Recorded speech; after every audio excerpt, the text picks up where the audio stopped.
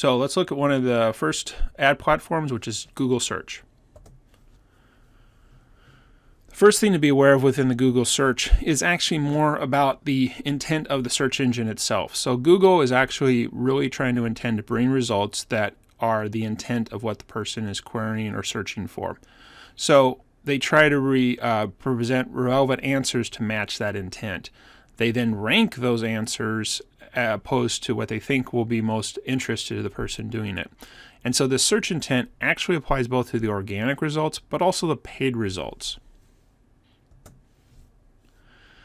The Google search system actually works on an auction-based system, so the position of the paid ad is based upon how an auction works, and again, these auctions happen in real time, so that the results can actually vary based on what each advertiser's campaign settings are. So, for an example we did before, which was for plumbers, when somebody actually does that search query and a real-time auction is kicked off, and based on the settings of each of the people bidding for those keywords, the ads can come up in different orders and things like that. But it is important to know that you can't just bid for the first position at the top there for Google search. Google is actually trying to also put relevancy and matching the searcher's intent and interaction with your ad. So the idea of just paying the most to get the first position is actually not a correct statement. Another additional part of the Google search platform that comes up is what's called quality score.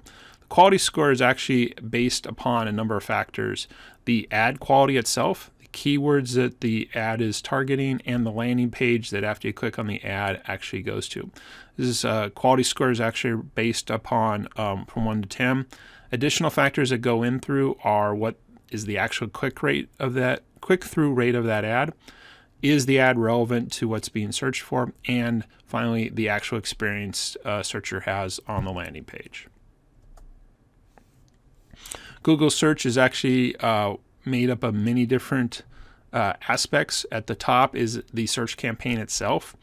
Then below that, there could be a series of ad groups, which are actually now where the actual ads, keywords, and bidding process is there. A campaign will have a budget. We'll also have location targeting. Again, this is geographical. The language that you're targeting, and which ad networks you may or may not want your search ad to be on. One aspect of each Google search campaign is the keywords. These are the actual words or phrases that you want to show for your ad, and or what the words or phrases that someone is typing into the Google search engine to get the results. There are a number of match types that you can use to do this. Basically, this just means the relativeness of how the search query that the person is typing in actually matches the keywords that you are interested in placing your ads.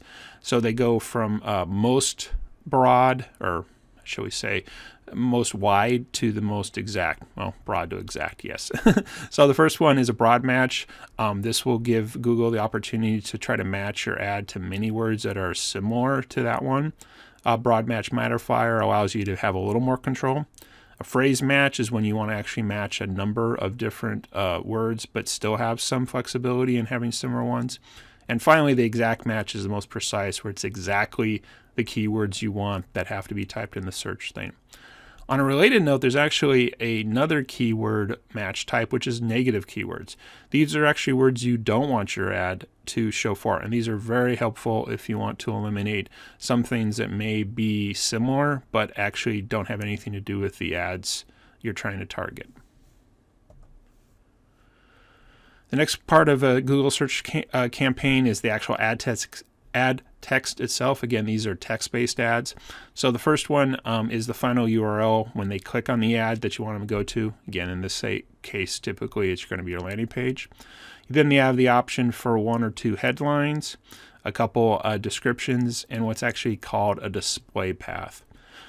Keep in mind, though, as you type all this information in, the ad must actually go through a Google approval process to make sure everything's here. So certain ads may be rejected due to violations of the Google search guidelines. The next component that's part of a Google search campaign is a landing page. Now, in this case, this is actually something that's going to be on your own website. But it's the place that they go to after they click. Google's actually looking at these landing pages to determine a few different things related to the experience. Is the content on there useful? Is it relevant of the information that they're searching for? How's the navigation on the website? And how many links are on that page? So again, it's not just the ad and the keywords. It's actually the landing page as part of the entire campaign.